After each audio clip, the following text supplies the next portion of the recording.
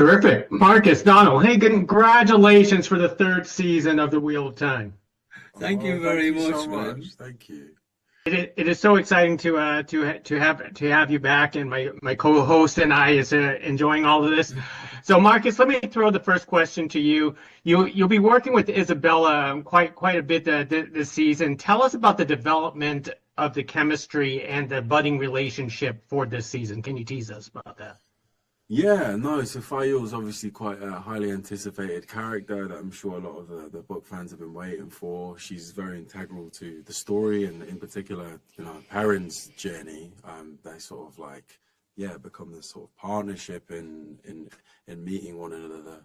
And Isabella is incredible. She kind of has this new kind of fiery, spiky energy that I think Perrin's kind of needed in a way. I think we've started to get to the point where we don't want him to feel sorry for himself anymore, and he's kind of been grieving, and he's been felt guilty, and he hasn't been able to kind of put his chest out and say what he feels. But I don't know, this character comes along and there's can't really figure him out. And I think there's kind of like an interesting kind of dynamic with both of their energies that I think they both kind of need one another, which I think is quite interesting. And I think, when he comes across in this season, I think there's a really lovely relationship that just kind of happened naturally with Isabella. I think we're kind of the opposite. She's very fiery. She's tiny. She's like 5'3", and I'm just kind of like this big gentle giant. But there's something about it that kind of really worked when we're working together. And I'm really excited for people to see it.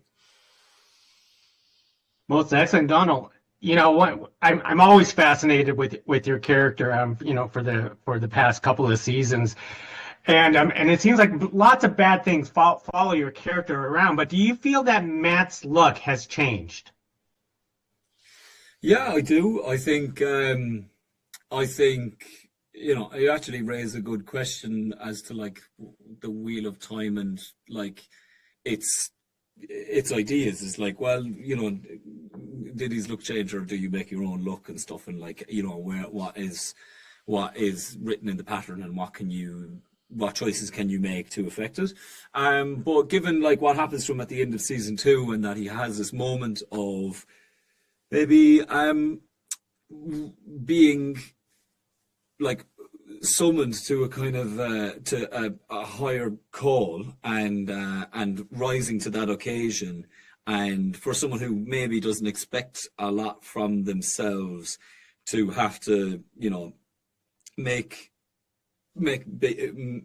lead a charge like that I think it does give him this newfound confidence, or this kind of sense of value and input into the world that he lives in, and that confidence feels like a change in luck, because I think it instills kind of, a sense of optimism in the way that things might work out for you, and that feels like luck. It's kind of like a placebo effect. But is not without struggle as well, because he's got a lot to contend with as the payoff from, or rather the fallout from the end of season 2. What are the effects of having blown the horn of Valir? Yeah. Well said. Well, gentlemen, thank you very much for speaking to us about the Wheel of Time. Can't wait for everyone, fans of the show and fans of the books, to actually check this out. Thank you. Thank you so much. Thank you very much.